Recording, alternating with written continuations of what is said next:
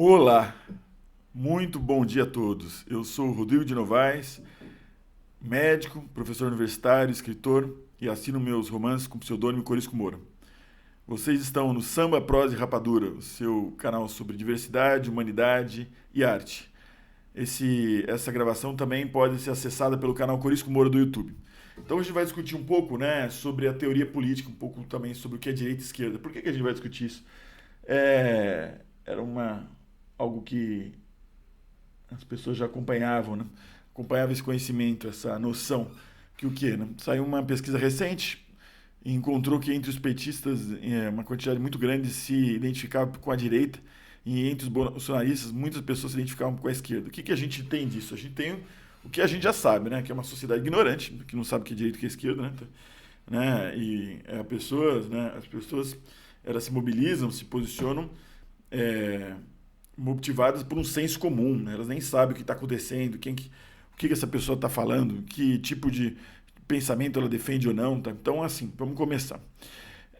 Antes de tudo, existem outros vídeos no YouTube, tá? Interessante, quem tem mais interesse sobre o tema, seria interessante que essas pessoas buscassem a literatura de Norberto Bobbio. Tá? Norberto Bobbio é o maior teórico da contemporaneidade, né? Que discutiu direita e esquerda, tá? Então, e conceitos políticos, né, da contemporaneidade do tempo que a gente vive, né? Tá? Então, é uma discussão técnica mais embasada. Eu fiz mestrado na Universidade Federal de Santa Catarina e defendi a minha tese e com base num trabalho quantitativo, né, com tratamento de dados usando ferramenta como Stata, mostrando a associação da pobreza com doença, tá? E o que acontece, né? E na minha tese a gente precisava discutir direita e esquerda, então eu tenho algum embasamento sobre isso. Só, no entanto, eu não sou um teórico do tema, né? Então busquem, para quem se interessar mais sobre isso, busque literatura é, de referência, Bobbio, né? Norberto Bobbio, e busque outro tipo de formação universitária. Que é isso, universidade está para isso, para trazer isso. Né? Então, vamos discutir então um pouco de teoria política. A teoria política ela vem depois da filosofia. Tá? Então, vamos pensar assim, no pensamento ocidental, a gente tem um momento entre quando a Igreja Católica, né, ela cresce muito no Império Romano e daí o que acontece, né? Tá? Ela assume o poder, daí surge o Sacro Império Romano Germânico, né, tá? E a filosofia, a partir de um certo tempo, né, ela passa a adotar a filosofia da Igreja, né? Ela passa a adotar os filósofos da antiguidade grega, né? Sócrates, Platão, Aristóteles, né? Para repensar o pensamento, o escopo de ideais da Igreja Católica. E aí surge a escolástica, né? Entre outras coisas que acontecem com a Igreja Católica na Idade Média, né, existe o conceito de que para a Igreja só podia buscar a verdade, só podia discutir os temas atuais a Igreja. Tá? Então só a Igreja e os bispos e seus representantes podiam discutir esse tipo de temática. Né? Então é claro que isso caiu depois por terra. Né, tá? A filosofia é dessa época, tá? A ciência vem um pouco depois, né? Tá? Mas a ciência ela estava dentro da filosofia naquela época. Né? Então você discutia as grandes perguntas da humanidade com base na filosofia, né? Tá? Então, né, a gente volta, então, existia a escolástica, depois isso modificou-se, né, tá? E a gente demorou muito tempo até surgir essa ideia, esse conceito de direita e esquerda, né, tá? Onde surgiu direita e esquerda? Muitos de vocês já ouviram falar sobre essa pequena história que a gente vai contar, né? Na Revolução Francesa, né, a gente teve a queda da monarquia, né, tá? Né? E a gente teve uma assembleia, e na assembleia existia a direita e a esquerda, os que sentavam à direita e os que sentavam à esquerda. Por que sentavam tão longe uns dos outros, né? Porque existia uma oposição de pensamentos, né, tá? Ainda que não exista uma oposição literal entre direita e esquerda, Bob fala muito bem disso, tá? Então, esses conceitos são conceitos teóricos, tá? Existia uma oposição de pensadores de direita e esquerda naquele momento. Disso não há dúvida sobre isso, né? Então, à esquerda ficavam os jacobinos. O que eram os jacobinos? É a pequena e média burguesia. né? Ficavam também os sans-culottes, né? Sans-culottes é sem culottes. Culottes é aquela calça curta da nobreza. Então eles não tinham culottes, eram que artesãos, né? É, pessoas que tinham um negócio próprio, mas eram pobres, grande parte. O que eles queriam? O que os jacobinos queriam? Os jacobinos queriam uma revolução plena, tá? Uma mudança radical, acesso à democracia para toda a sociedade, tá? Os sans-culottes mais radicais queriam aumento de salários, né? E eles queriam que a revolução acontecesse de uma forma plena e quer dizer o quê? Né? Que aquele que se opusesse, né, à oposição morresse. Né? Então isso, os sans-culottes na Revolução Francesa. Aí aconteceu aquele período de terror da Revolução Francesa e os jacobinos se usaram dos sans-culottes durante um tempo. Depois de um período, os sans-culottes perdem seu poder. Né? Tá? Mas isso, os jacobinos e a esquerda queriam mudanças mais drásticas da sociedade. Tá? A direita, quem sentava-se à direita não eram os jacobinos nem os sans-culottes, eram os girondinos. Tá? Né, tá? Porque é uma elite aristocrática da burguesia. É o grande capital. Eles queriam o quê? Que a mudança, a revolução, procedesse de forma a desenvolver uma mudança lenta, gradativa na sociedade, e que essa mudança nem fosse totalmente definitiva. Nem isso que eles queriam. Então, eles queriam que se mantivesse mais ou menos do jeito que ela estava, protegendo privilégios, obviamente. Eles não iam querer perder os privilégios, eles queriam continuar ricos e por aí vai. Aí surge a direita e a esquerda. Então aí a partir desse cenário, dessa fotografia, né, dessa imagem, a gente tem o conceito de direita e esquerda, tá bom? Isso é bem claro, né? Tá? Então, preservação de privilégios, a direita, né? Mudanças mais radicais, né? Tá? Redistribuição de renda, políticas sociais, então, programas de esquerda. Então, vamos pensar um pouquinho o que seria direita e esquerda, então, com base nisso, o Estado de direita e o Estado de esquerda, baseado também, tá, na literatura de Bobbio, e a gente não vai se adentrar mais ainda nisso, porque procurem literatura de referência quando você tiver interesse nesse assunto. Tá? Então, a direita, ela se baseia, né, na ideia da liberdade econômica, né, tá? A mão invisível, laissez-faire, laissez-passer, né? O Estado se autorregula. Não existe isso, tá? Na contemporaneidade mais, essa ideia do Estado se autorregular, né? Do capital se autorregular e dar tudo certo. Não existe. As instituições quebram e por aí vai. Hoje em dia a gente sabe disso. Tá? Mas quanto mais liberdade econômica, mais a direita. Tá bom? Né? Vamos pensar nos Estados Unidos. A gente pensa em direita, a gente pensa nos Estados Unidos. Né? Tá? Então, né, o que acontece? A direita aceita a desigualdade. Tá? Então ela aceita que a desigualdade é algo que vai existir. Faz esse paralelo com a natureza. A natureza tem os animais mais fortes, mais fracos, né? E meio que reproduz, tá? Então ela aceita algo como inevitável, tá? Né? Ela defende a ordem, defende a tradição, tá? Né? E qual o objetivo? Ela defende o Estado pequeno, tá? Um Estado com menos impostos, né? Tá? Então, o Estado não vai ser um Estado, né, na direita plena, ele não vai se ocupar da educação, da saúde, nada disso, não tem que gastar um tostão com isso. Então, quem vai gastar é a iniciativa privada. Então, vai fazer escola lá. Isso é o Estado privado, né? O Estado de direita pleno. Um exemplo clássico é o americano. Né? A gente pega recentemente, eles reduziram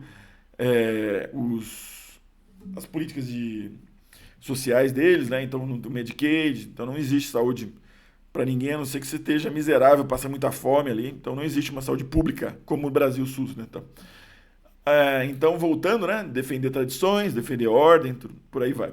E uma sociedade hierarquizada com aquelas mesmas características. Né? Então, é isso que é a direita. A esquerda defende o quê?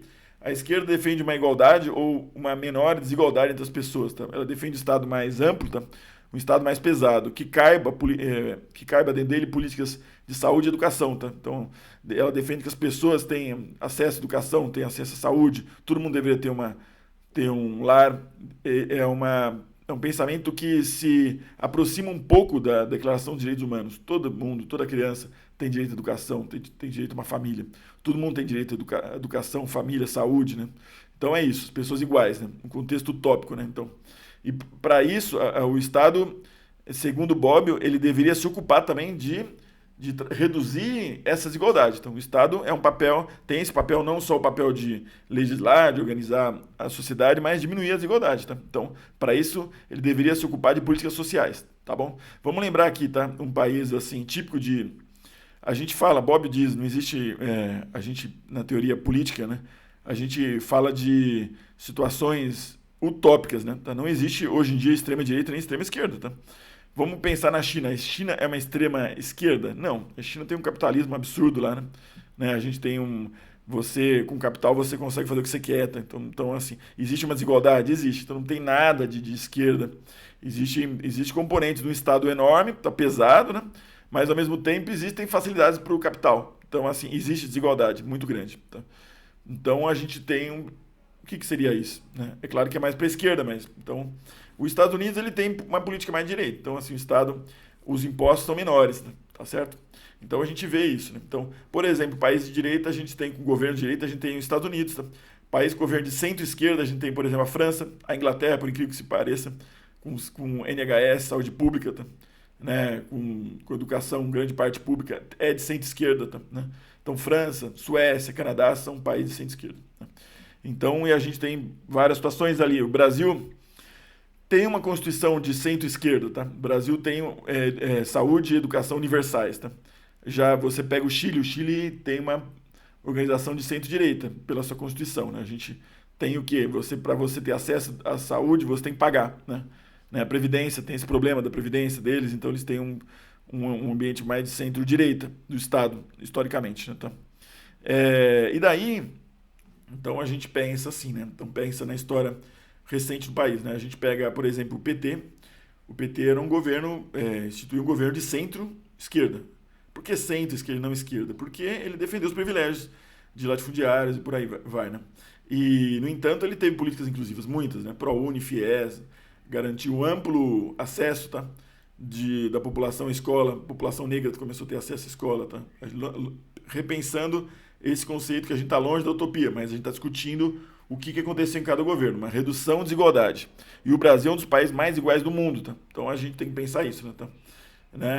Então aconteceu isso. Então política com pé de meia, que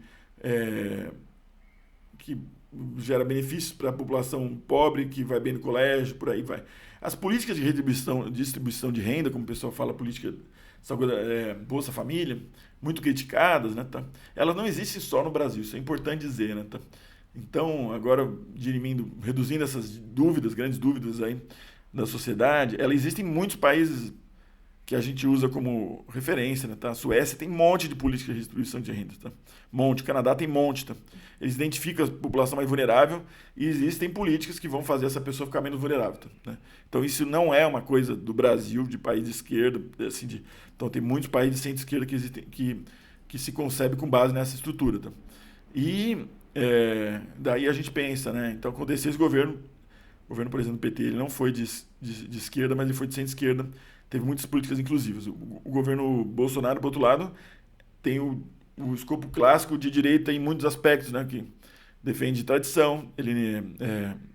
Então ele foi contra a vitória das minorias, né, da recompensa, do recuperar dos direitos, minorias de negros e quilombolas. A gente sabe os vídeos dele ironizando os quilombolas, ironizando populações minorias, chamando de mimimi, e por aí vai, né? Então, no entanto, né, tá? É importante que se diga, né, que os políticos de esquerda, né, eles contemplam, eles tentam viabilizar um Estado mínimo, e aí não foi isso que aconteceu no governo Bolsonaro, por exemplo, tá?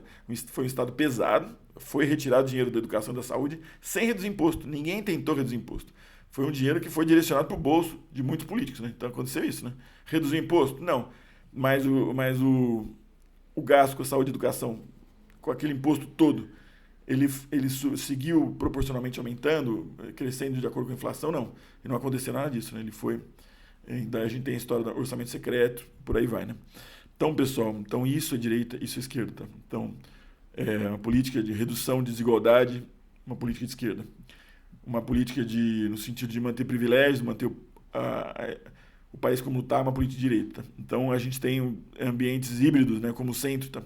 E assim, lembrando, né, assim, agora fazer um paralelo com outros países, os Estados Unidos, por exemplo, né, eles têm um governo de direita, mas a sociedade ajuda, tá? Uma sociedade, muitos territórios americanos, ela se ajuda, tá? Então as pessoas se ajudam. Então o Estado, a gente paga pouco imposto, mas a sociedade se ajuda, o que não acontece no país, né, no Brasil, tá? Então não existe essa coisa das pessoas no bairro se ajudarem, então, vamos ajudar esse cara, ele não tem dinheiro, e ele está indo para a escola, ele não tem caderno. Nos Estados Unidos eles se ajudam, eles fazem uma vaquinha e dão um caderno pro cara, né? Então quem que vai sanar a desigualdade num país pobre, né? Como é que se resolve isso? Tá? É problema meu, teu? Não é problema de toda uma sociedade? A gente acha que está errado, essa desigualdade, o que a gente faz a respeito disso. Pessoal, de novo, leiam Bobbio, que é um grande teórico do assunto, e muito obrigado a todos. Até mais, grande abraço a todos.